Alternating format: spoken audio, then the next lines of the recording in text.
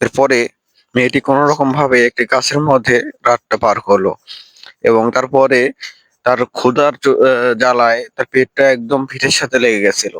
কি করবে, কিছু একটা তো খাইতে হবে। তো জঙ্গলের মধ্যে সে সার্ভাইভ করার জন্য সে কোনো রকম খাবারই পাচ্ছিল না। তো তারপরে তার মুখে মাখানো একটা মেকআপ, তো সেটা হচ্ছে খাওয়ার চেষ্টা করলো। আসলে ক্ষুধার জ্বালা সব থেকে বড় জ্বালা। তো তারপরে সেটা একদমই মুখে দেওয়ার পরেই তা খুব একটি নোংরা হয়ে অনুভব করে এবং তারপরেই কিছুক্ষণ পরেই সে দেখে যে ওই শিয়ালটা তার যেন ব্যথাটা হয়তো বুঝতে পারছে এবং সে তাকে একটি জলপানের দিকে নিয়ে যায় এবং সেখানে সে অনেকগুলো মাশরুম দেখতে পায় এবং সেই মাশরুম গুলা তার কাছে খুবই সুস্বাদু লাগে। সে খোদার দ্বারায় সেই মাশরুম গুলো একে একে তুলে তুলে কেটে কেটে খাচ্ছিল, কারণ তার এখন কিন্তু ভয়ঙ্কর ক্ষুধা লেগেছিল, কারণ সেই কাল থেকে কিছুই খাওয়া হয়নি। কারণ সে এক বড়লোক বাড়ির বউ ছিল, সে তার সবসময় ভালো মন্দ খেয়ে খেয়ে অভ্যাস। সে কিছুতেই বুঝতে পারছিল না এরপরে এখন এখান থেকে সে কি করে বেঁচে উঠবে এবং প্রতিদিনের খাবার কিভাবে জোগাড় করবে। সে টেনশনে মাথা ঘুরে পড়ে গেল এবং অজ্ঞান হয়ে গেল।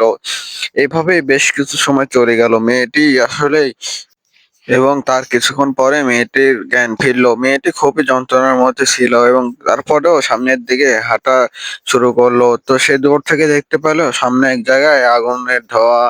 তো সে পানের আশা মনে করে সেখানে দৌড়ে দৌড়ে যাচ্ছিল।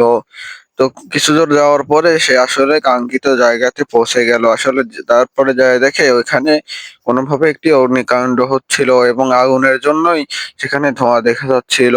হঠাৎ করে তখনই তার গায়ের উপরে একটি বিশাল বড় গাছ ভেঙে পড়ে সেই আগুনের কারণে এবং সে মেয়েটি ব্যথায় অনেক পরিমাণে কাতরাতে থাকে। কিছুক্ষণ চেঁচামেচি পারার পরে মেয়েটি খুব কষ্ট করে একটু একটু করে বের হয়ে আসার চেষ্টা করতেছিল। তো তারপরে সেই সাইডে সেই শিয়ালটাকে দেখতে পারে যে সাইড দিয়ে তার জন্য রাস্তা বানাচ্ছিল এবং খনন করে করে তাকে সাহায্য করতেছিল আর দেখাই দিচ্ছিল এভাবে এভাবে করলে সে হয়তো বের হয়ে আসতে পারবে। এবং তার হচ্ছে বুদ্ধির কারণে মেয়েটি গাছের নিচ থেকে কষ্ট করে বেরিয়ে আসতে পারলো এবং শিয়ালটিকে নিয়ে একটি বড় গুহার মধ্যে আশ্রয় নিল।